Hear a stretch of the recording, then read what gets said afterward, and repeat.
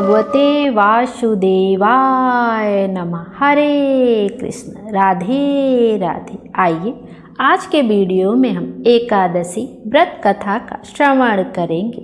प्रेम से बोलिए विष्णु भगवान की जय। एकादशी व्रत कथा। एक बार एक राज्य में एक राजा रहा करता था। राजा बहुत ही बुद्धिमान और बलशाली था। राजा सदैव अपनी प्रजा का बहुत अच्छे से ध्यान रखता था। प्रजा भी अपने राजा को बहुत अधिक पसंद करती थी। राजा की 2 बेटियां थीं। राजा अपनी दोनों बेटियों से बहुत प्रेम करता था। राजा की छोटी बेटी देखने में बहुत सुंदर और आकर्षक थी और राजा की बड़ी बेटी छोटी बेटी के मुकाबले थोड़ा कम सुंदर थी। राजा की छोटी बेटी ग्यारस माता की पूजा किया करती थी और सभी लोग राजा की छोटी बेटी से बहुत प्रेम करते थे और बहुत प्रशंसा किया करते थे। राजा भी अपनी छोटी बेटी को बड़ी बेटी से अधिक प्रेम करता था, जिस कारण राजा की बड़ी बेटी को अपनी छोटी बहन से बहुत नफरत होने लगी थी। राजा की दोनों बेटियां जब बड़ी हो गई तब एक पड़ोसी राज्य में रहने वाला राजकुमार राजा की बड़ी बेटी के लिए रिश्ता लेकर आया। लेकिन जैसे ही उस राजकुमार ने छोटी बेटी को देखा तो वह राजकुमार छोटी बेटी पर आकर्षित हो गया और उससे पहली नज़र में प्रेम कर बैठा। उस राजकुमार ने राजा की बड़ी बेटी के साथ विवाह करने से मना कर दिया और उसने राजा से कहा कि मैं आपकी छोटी बेटी से विवाह करना चाहता हूँ। जिसके बाद राजा की बड़ी बेटी यह देखकर अपनी छोटी बहन से बहुत क्रोधित हो गई और राजा की बड़ी बेटी ने अपनी छोटी बहन को अपना सबसे बड़ा दुश्मन मान लिया। राजा की बड़ी बेटी ने अपनी छोटी बहन से बदला लेने का निर्णय लिया, जिसके लिए उसने अपनी छोटी बहन को जान से मारने का प्लान बनाया। राजा की बड़ी बेटी ने अपनी छोटी बहन को मारने के लिए सबसे पहले एक लड्डू में जहर मिलाकर अपनी छोटी बहन को दे दिया और उसको लड्डू खाने के लिए कहा। लेकिन लड्डू खाने के बाद भी छोटी बहन को कुछ नहीं हुआ।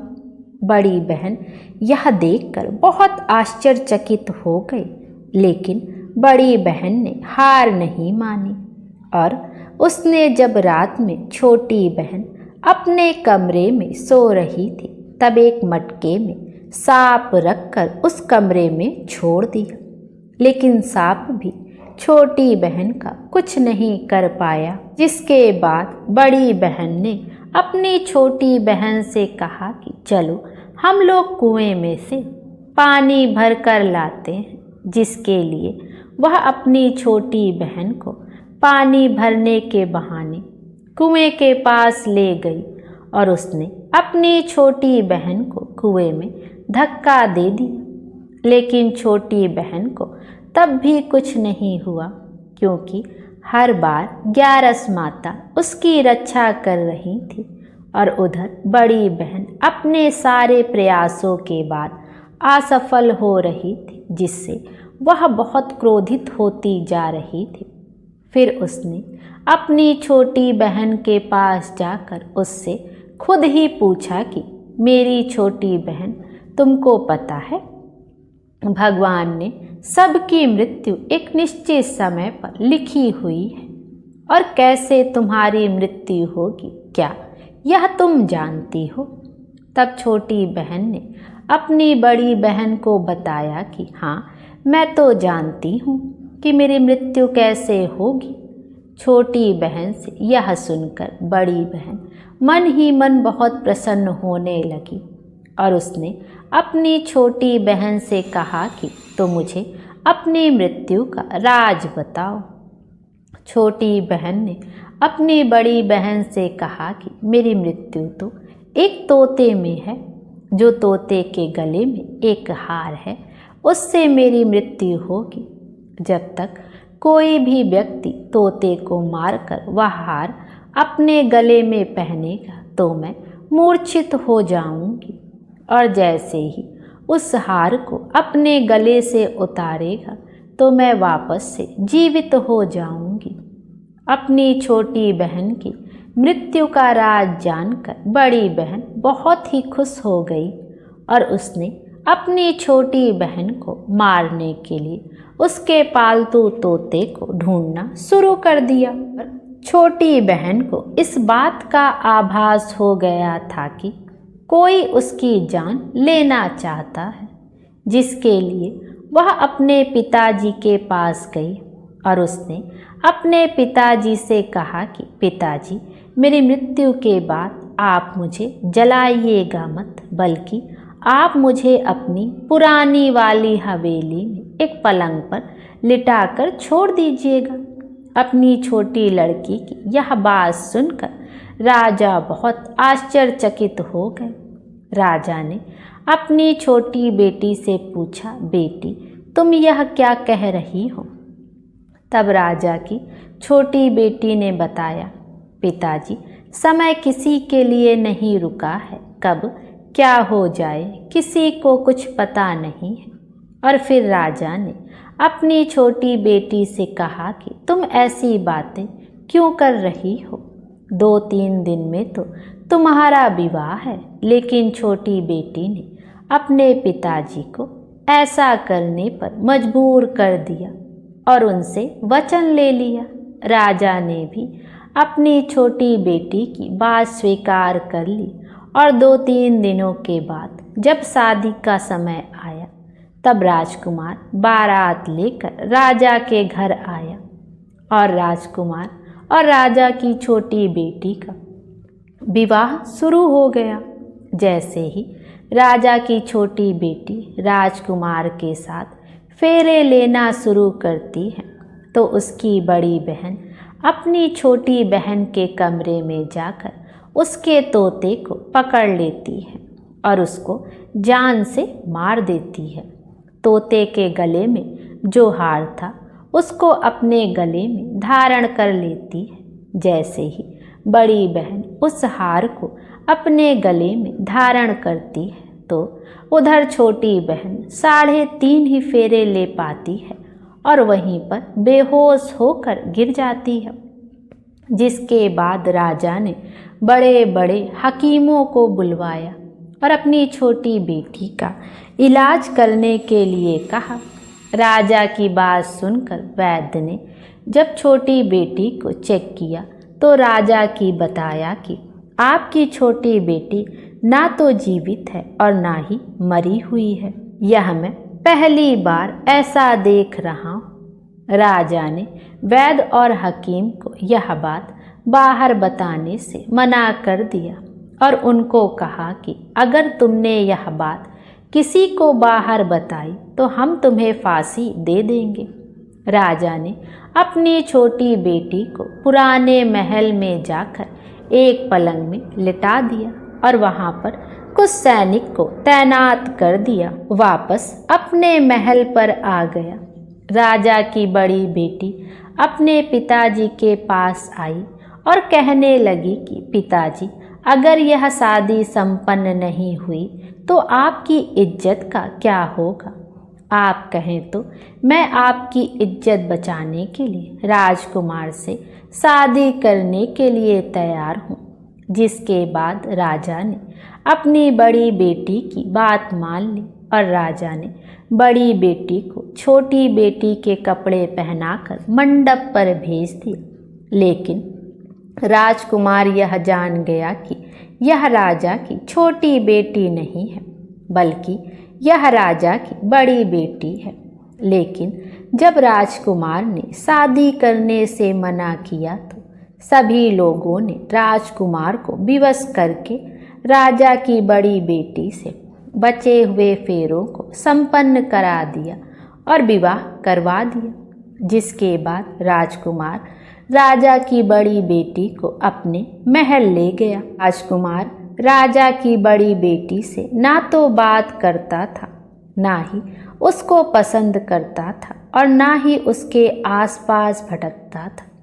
और राजकुमार ने यह फैसला लिया था कि वह अपनी प्रेमिका को ढूंढ कर रहेगा और यह जान कर रहेगा कि उसके साथ हुआ क्या है। एक दिन राजकुमार अपने घोड़े पर सवार होकर राजा के पुराने महल के पास पहुंच गया, जहां पर उसने कुछ सैनिकों को देखा। महल के पास पहुंचकर राजकुमार ने जब महल को ध्यान से देखा तो वह समझ गया कि यह तो हमारे ससुर जी का महल है। तब राजकुमार ने सैनिकों से पूछा, तुम लोग यहाँ क्या कर रहे हो और इस महल के अंदर उस पलंग में कौन लेटा है? जिसके बाद सैनिकों ने बताया कि यहाँ पर राजा की छोटी बेटी लेटी है। यह सुनकर राजकुमार बहुत प्रसन्न हो गया और वह तुरंत अपनी प्रेमिका के पास पहुंच गया और उसकी सेवा करने लगा। जैसे ही रात हुई तो राजा की छोटी बेटी उठकर खड़ी हो गई। राजकुमार यह देखकर बहुत खुश हो गया और उसने अपनी प्रेमिका से पूछा कि तुम यहाँ क्या कर रही हो? तुम मेरे साथ मेरे घर चलो। राजा की छोटी बेटी ने राजकुमार को सारी बातें बता दी कि मेरी जान एक तोते में बसी थी और मैंने यह बात सिर्फ अपनी बड़ी बहन को बताई थी और मुझे पता है कि उसने ही मुझे मारने का प्रयास किया है।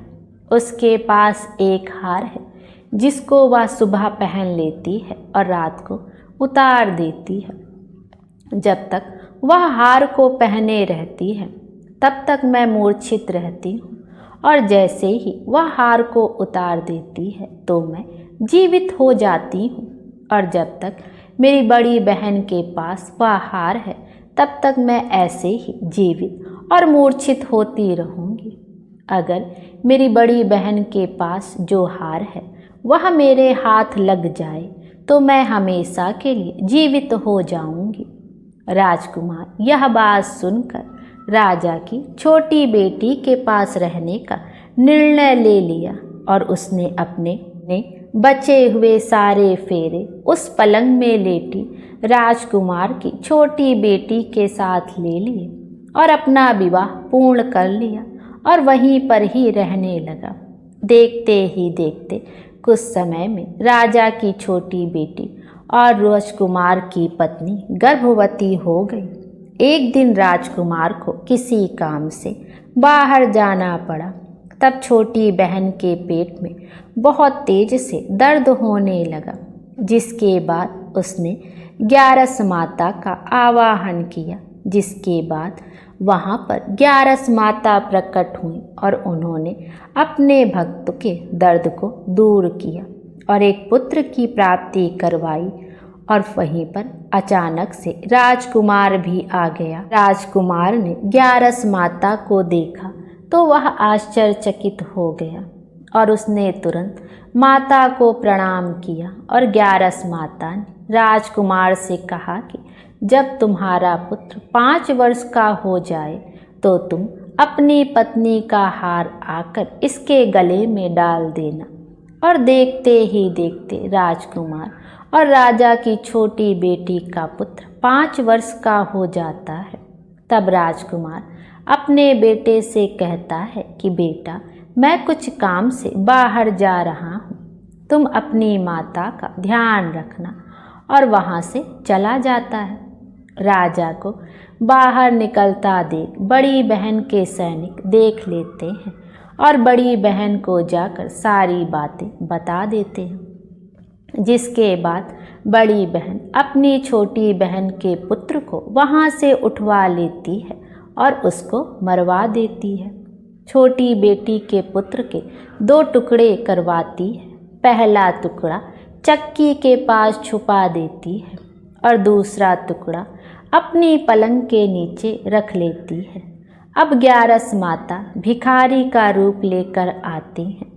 एक भिखारी का रूप रखकर वह बड़ी बहन के पास चली जाती हैं, जिसके बाद वहाँ पर भिक्षा मांगने लगती हैं।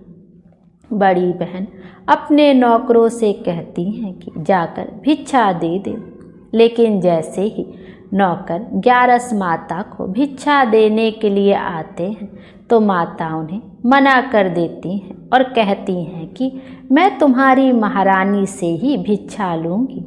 जिसके बाद बड़ी बहन स्वयं ही भिक्षा देने के लिए माता के पास आती है। तब माता एक बिल्ली का रूप लेकर उसके कमरे में चली जाती है और वहाँ पर छोटी बेटी के पुत्र के 2 टुकड़ों को आपस में जोड़ देती हैं और उसे जीवित कर देती हैं और उसे वहाँ से ले जाती हैं। राजकुमार अपने बेटे को लेकर अपनी पत्नी के पास जाता है और उसे कहता है कि तुम इसका ध्यान रखना। अगर तुम इस बच्चे का अच्छे से ध्यान रखोगी मैं तो फिर तुमसे बात करूँगा। एक दिन राजकुमार अपने बच्चे से कहता है कि तुम माँ से उनके गले का हार मांग लो। जिसके बाद राजकुमार का लड़का अपनी माँ के पास जाता है और कहता है कि माँ, मुझे तुम्हारा हार चाहिए जो तुमने गले में पहन रखा है। यह सुनकर पहले तो बड़ी बहन बहुत क्रोधित होती है, पर उसको यह याद आता है कि राजकुमार ने कहा था कि अगर मैं इस बच्चे का ध्यान अच्छे से रखूंगी तो वह मुझसे बात करेंगे। जिसके कारण वह हार को उस बच्चे को दे देती है और वह तुरंत हार को ले जाकर अपने पिताजी को दे देता है। और तभी राजकुमार अपने बेटे को लेकर वहाँ से जाने लगता है और अपनी पत्नी से कहता है कि तुम हमारे लिए खाना बना कर रखना, मैं शाम को आकर तुम्हारे साथ खाऊंगा। और वह अपने बेटे को लेकर वहाँ से चला जाता है। जिसके बाद वह राजा के पास जाता है और उनको सारी बातें बता देता है। राजा अपनी बड़ी बेटी की यह करतूत सुनकर बहुत क्रोधित होते हैं और अपनी परवरिश पर ही दोष देने लगते हैं और राजकुमार को अपनी छोटी बेटी के साथ रहने के लिए आदेश देते हैं। प्रेम से बोलिए विष्णु भगवान की जय। तो यह थी 11 माता की कथा, जिसको कि हर एकादशी में अवश्य ही सुनना चाहिए। प्रेम से बोलिए 11 माता की जय। आइए अब विष्णु जी की आरती का भी श्रवण करते हैं। ओम जय जगदीश हरे, स्वामी जय जगदीश हरे। भक्त जनों के संकट क्षण में दूर करे। ओम जय जगदीश हरे। जो ध्यावे फल पावे, दुख बिन से मन का। सुख संपत्ति घर आवे, कष्ट मिटे तन का। ओम जय जगदीश हरे। मात पिता तुम मेरे, शरण गहूँ मैं किसकी। तुम बिन और न दूजा, आस करूँ मैं जिसकी। ओम जय जगदीश हरे। तुम पूरन परमात्मा, तुम अंतर्यामी। पार ब्रह्म परमेश्वर, तुम सबके स्वामी। ओम जय जगदीश हरे। तुम करुणा के सागर, तुम पालन करता। मैं मूरख खल कामी, कृपा करो भरता। ओम जय जगदीश हरे। तुम हो एक अगोचर, सबके प्राणपति। किस विध मिलूं दया मैं, तुमको मैं कुमति। ओम जय जगदीश हरे। दीन बंधु दुख हरता तुम रक्षक मेरे, करुणा हस्त उठाओ द्वार पड़ा मैं तेरे। ओम जय जगदीश हरे। विषय विकार मिटाओ पाप हरो देवा, श्रद्धा भक्ति बढ़ाओ संतन की सेवा। ओम जय जगदीश हरे। श्री जगदीश जी की आरती जो कोई नर गावे, कहत शिवानंद स्वामी सुख संपत्ति पावे। ओम जय जगदीश हरे। स्वामी जय जगदीश हरे। बोले विष्णु भगवान की जय। विष्णु भगवान हम सब की मनोकामना पूर्ण करें और हमारे जीवन को खुशियों से भर दें। Thank you. Radhe Radhe. Hare Krishna.